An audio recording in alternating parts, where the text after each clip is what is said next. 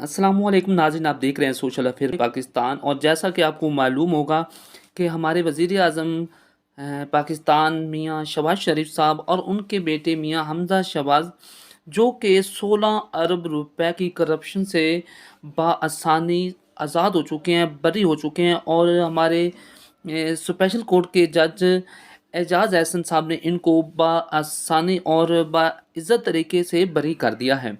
तो अब मेरा कहने का मकसद ये था कि एक मिसाल मैं आपके सामने पेश करने जा रहा हूँ। उर्दू में एक कहावत है कि जिसकी लाठी उसी की भैंस।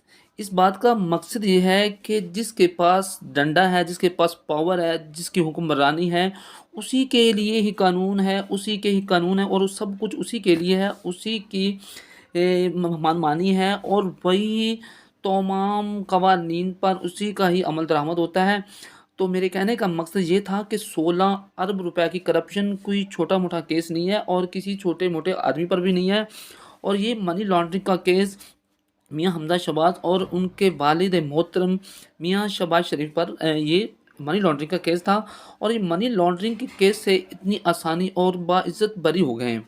कहने का मकसद ये है कि हमारे पाकिस्तान में अगर कोई बंदा एक मुर्गी चोरी करता पकड़ा जाए या छोटी-मोटी कोई भी चोरी कर ले, तो उसके ऊपर इतनी दफ़ात लगती हैं और वो सारी ज़िंदगी पेशियों पर जाता रहता है और उसकी पेशियाँ ख़त्म होने तक नहीं आती।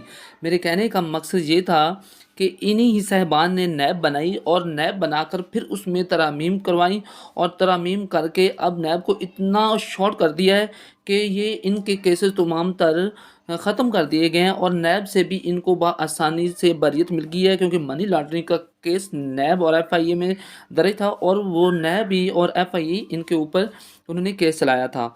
और अब ये साहब बाएहसन और बाइज़्ज़त तरीके से बरी हो चुके हैं। तो आप हमें देख रहे थे सोशल अफेयर पाकिस्तान न्यूज़ पर। हमें अपनी दुआ में याद रखें।